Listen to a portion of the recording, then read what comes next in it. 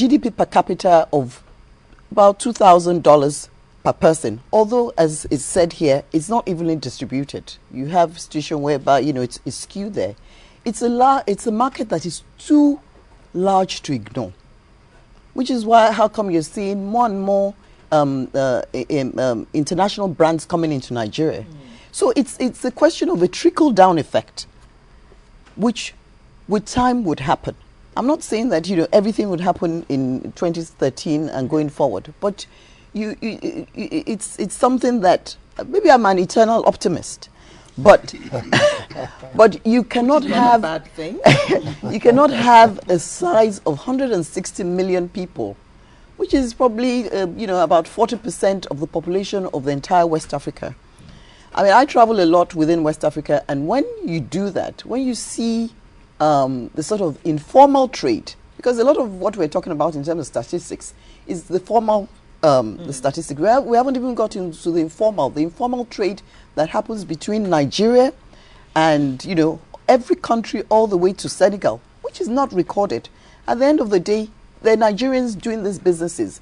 Also, you know, other countries like Central Africa. So it's the trickle down, and I think it will take time. That's my view. In speaking, both of you referred to the petrodollars. Most of our money is coming from our oil. But the Minister of Finance and Coordinating Minister is quoted as saying that most of the growth took place in the non-oil sectors of the economy. I'd like you to please explain that to us. Yes, I will explain that. When you talk in percentage terms, I mean, let's look at this. Let's look at the size of the GDP. Even though crude oil accounts for 95% of our foreign exchange earnings and 70% of government income, but in terms of the number as it adds up, agric accounts for 42% of our GDP, agriculture alone. And then when you talk about distributive trade and commerce, it's also fairly sizable. So in the last 3, 4, 5 years, the growth drivers had always been non-oil.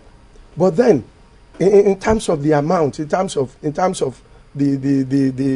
naira inflow, of course, petroleum is still the major thing. But it's large, the base is large, but in terms of the incremental things we're getting now, we're getting them in the non-oil area, which is why Foluke said, look, this rebalancing of a sort, diversification will come, but of course we came this far.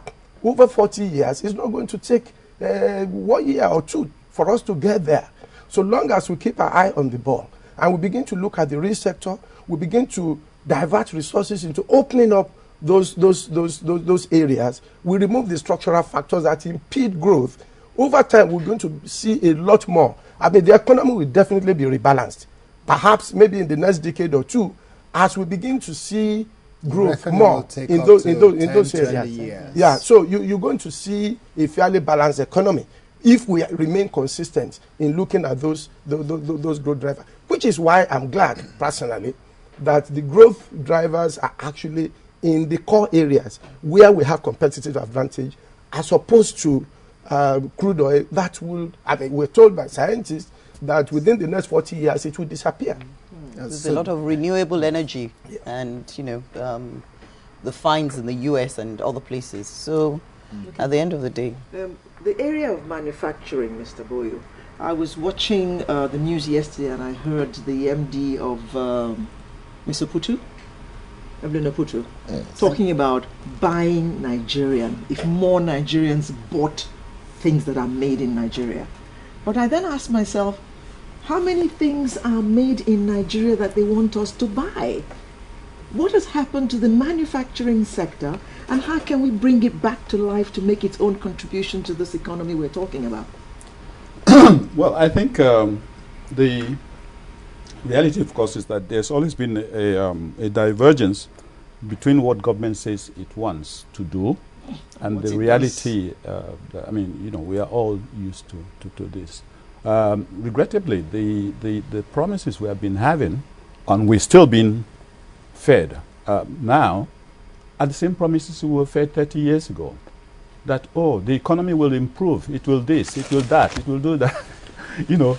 But it's evident that instead of getting better, we've been getting poorer. I mean, so if we are now being told, have patience, another 10, 20 years, we'll be dead. The reality, of course, is that the fundamentals are wrong. We have to be, I said earlier, and I said it with all seriousness, that these people have been getting away with murder for so long, in the sense that you cannot overtly, openly have mismanaged wealth in such a manner that you are better off when you own less money.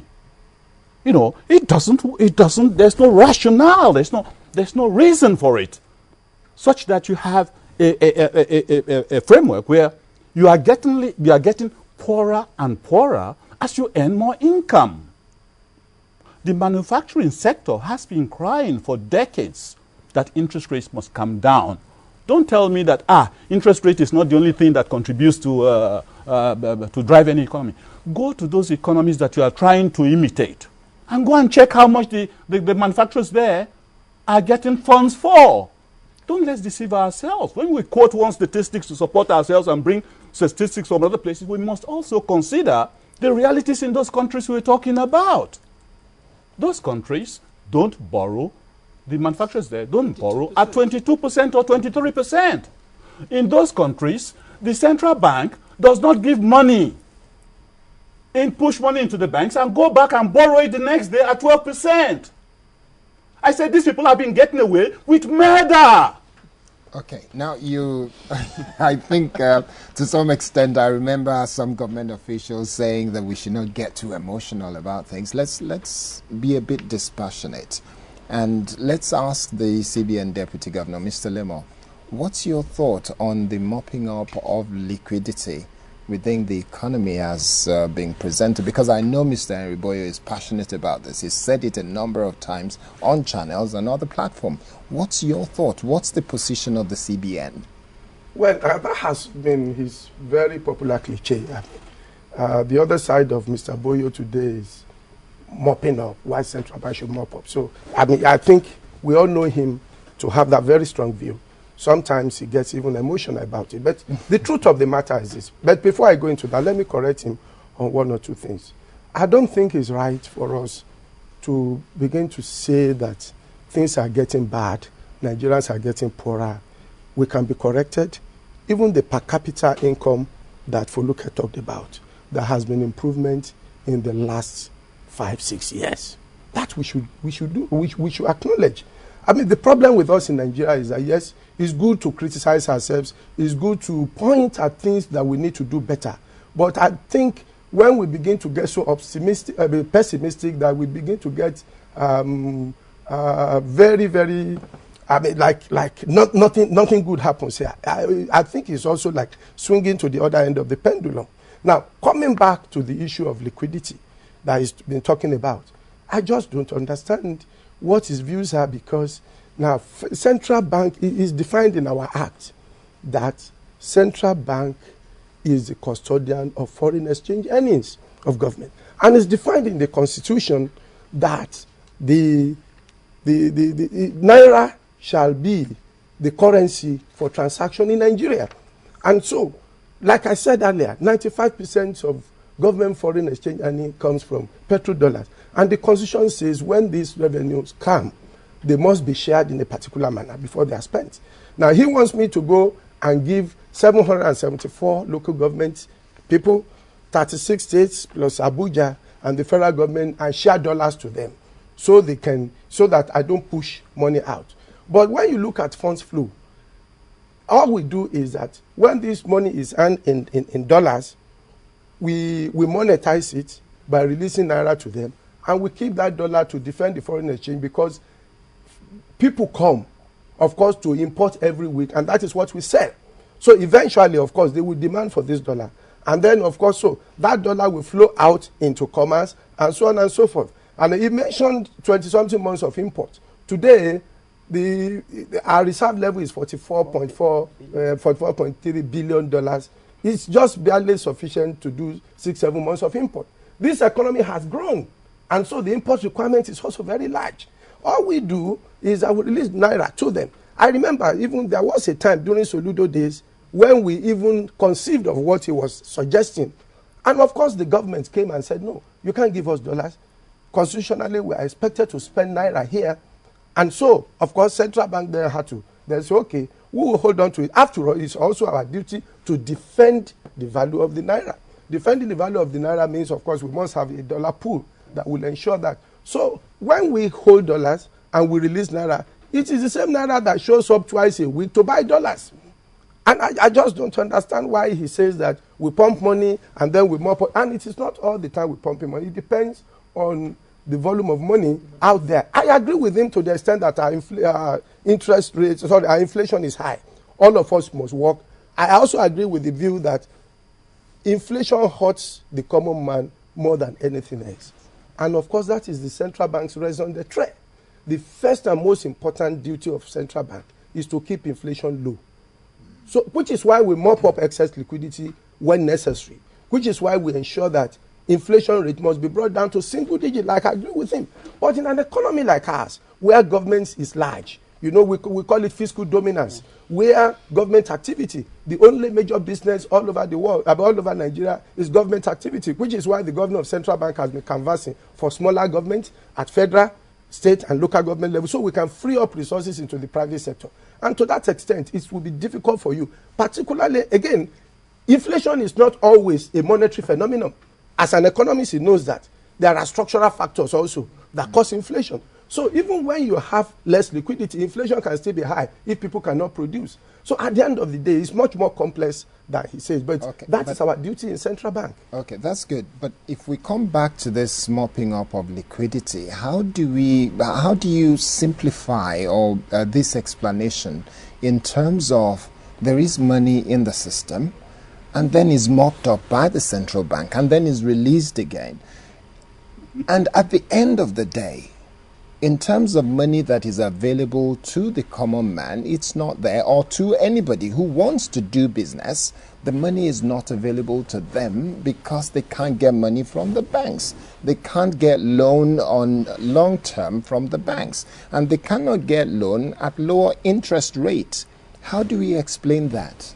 In central bank, we have two hands and we juggle like 5-6 balls. Okay. You know, it's like you're throwing 5-6 balls with your two hands. So you're dropping a few of them. You have mentioned very important area, and none of them must drop. Okay. Foreign exchange management is there. Credit creation is also there. First and foremost, today, in the last 3 years, commercial banks are awash with liquidity.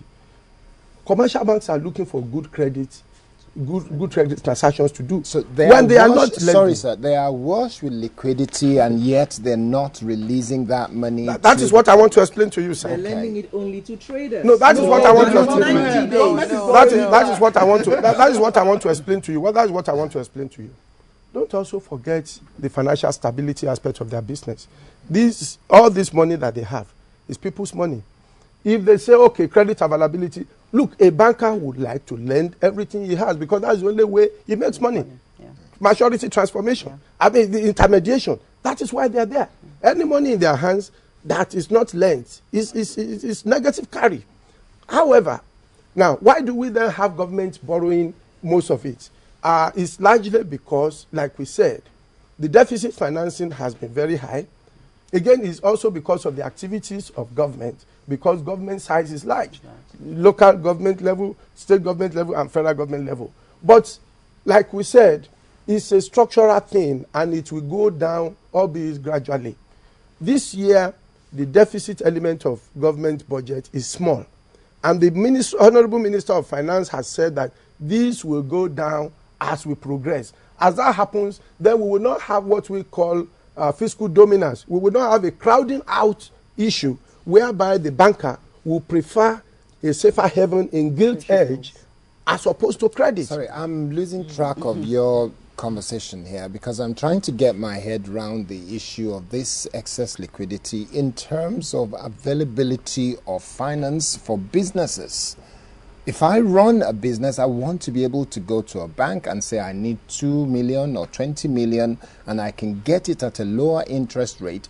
If the banks have the money, then I should be able to get access because I'm doing legitimate business. That is what I'm driving at. the banker would like to give it to you if there is assurance that that money will come back. There are so many factors that may not confirm that. One is the ease with which business is done in Nigeria. Because, of course, the business climate is still very hostile. You run your cottage industry there. The market is not defined. Electricity is not always there. So you have environmental factors that make that business fairly risky. And so because of that, because they look at their loss norms, from experience, they look at the loss norms in that market segment, that for every credit that they give out there, 25% doesn't come back. Now, if it is more than 5% that doesn't come back, it hits their P&L. Because, of course, it's depositors' money they're lending, which is why the central bank has been at the vanguard of ensuring that we fix those structural factors, infrastructure, ease of doing business. Today, we have about 5-6 bills before the National Assembly. You know, contract enforcement, how easy your banks realize their security when a mortgage is done. Even before the mortgage is done, you have to wait for 6 months in some states. In some states, you have to wait for 1 year. And because of that, the only security he can take from you is that factory. But he cannot take that security because he has to wait for 6 months to perfect security. So I can go into the whole gamut of why the business climate is very hostile. And until we remove those things, his appetite to lend to you will be low.